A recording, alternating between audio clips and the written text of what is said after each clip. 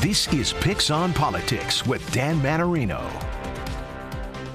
And welcome to Picks on Politics, everybody. I am Dan Manarino, and there is lots of news coming out of New Jersey. As of this taping, the big headline is that New Jersey transit engineers, they are on strike, meaning 350,000 commuters have no train service. It is just one more layer of the transit woes that commuters have been dealing with, from the rails to the air, with days of delays and cancellations over at Newark Airport.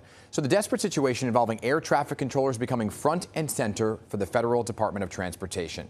Today, Senator Andy Kim of New Jersey going on the record. And Senator Andy Kim is joining me. Great to have you back on Picks on Politics, sir. Good to see you. Good to be back. So let me begin with the biggest story of New Jersey right now, and that is what's playing out in real time. The New Jersey transit strike affecting 300,000 riders. Now, as of this taping, they're on strike, right? So the governor and president of New Jersey Transit said they're ready and they're willing to continue these negotiations, but cannot cripple the system. So when you look at this, what's the answer, Senator? Yeah, well, look, I'm disappointed it got to this. I mean, it's a mess, and I've heard from so many commuters, so many families that are just worried about how this is going to impact their ability to get to work, get back in time to be able to pick their kids up. There's a lot that the New Jersey families are going through already. They don't need this on top of it. I want to make sure, and I've urged each side, stay at the negotiating table. I wish they were negotiating through the weekend, try to get this done as soon as possible. So I'm going to continue to keep that pressure on them to be able to make sure that they understand that this is not something where they can just kick the can down the road, because right now it's New Jersey families that are losing. Yeah, and you know, the governor said that he would fix New Jersey Transit if it killed him. And today he said, well, I've done that. But if you talk to a commuter, they don't feel that way. And the governor said that this is not just a problem with New Jersey Transit, Senator, but rail systems all across the country, he says, are bleeding money, right? So is there, I guess, an act of Congress that can be taken to, I guess, bail them out, so to speak? Well, look, we had an act of Congress with the bipartisan infrastructure law. Efforts like that to be able to push forward resources, to be able to help take care of some of the capital infrastructure projects that are needed. Efforts we're doing to try to make sure that the Trump administration is not going to gut Amtrak funding and other things that we need to be able to support the Northeast corridor that NJ Transit uses.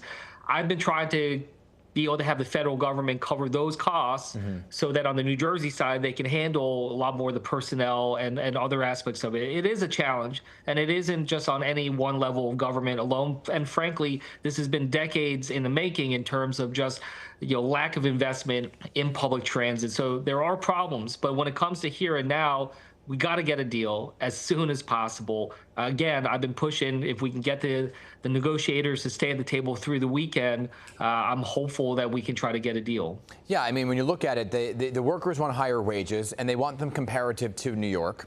And they look at what their counterparts are making there. And the governor says, well, this isn't New York, right? So is there a happy medium that you think that they can come to here? What are you urging? Yeah, well, look, I'm not in the room, and that's something that I want to respect on that front. So I'm not going to dictate terms, but I can say, look, yes, absolutely, there should be a sense of fairness. Cost of living needs to be taken into account, as well as comparability on that front.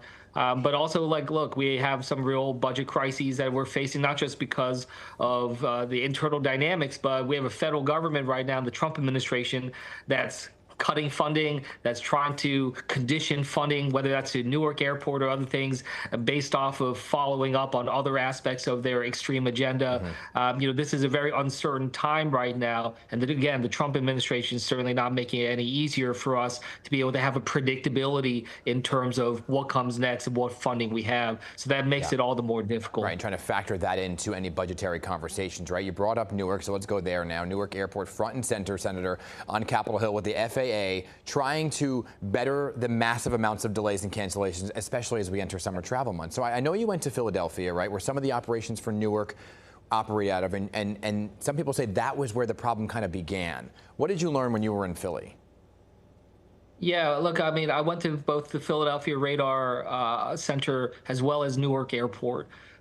Philadelphia was important for me to go and see the actual radar scopes that went down, to talk to the actual air traffic controllers that had to sit there with 90 seconds of black screen and inability to communicate to the aircrafts. They are working night and day, working as hard as they can, but they have not been set up for success.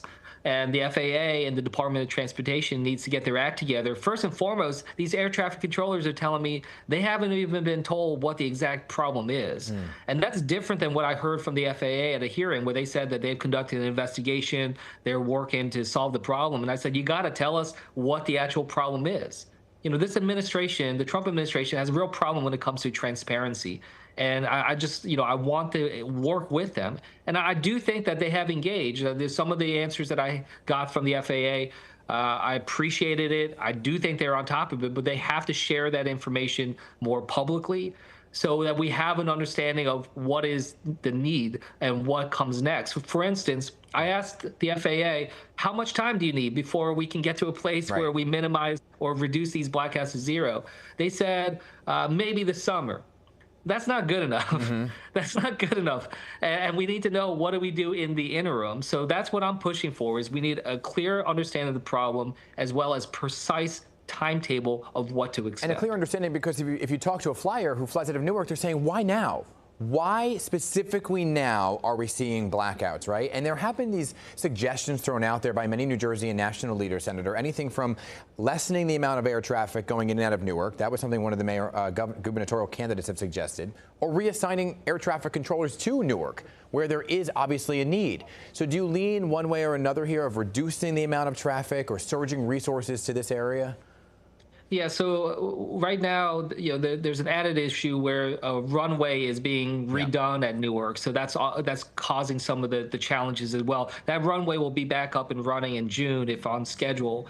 So the other aspect, in terms of surging air traffic controllers, I've been told that that is not doable, that the specifics of dealing with Newark airspace or any specific airspace, that it takes upwards of 1.5 to 2 years for someone to learn that airspace. So it's not just that they are a certified air traffic controller, it's that they need to be trained on the particular area and the flights.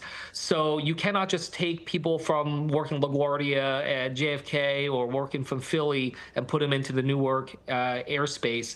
That's going to take 1.5 to 2 years where they have that training before they can do it on their own. So that's part of the challenge that is being faced right now. Right. So do you have to cut flights? I do have worry about. Because of Sorry, that? say that again? Would you have to cut flights, reduce the number of flights?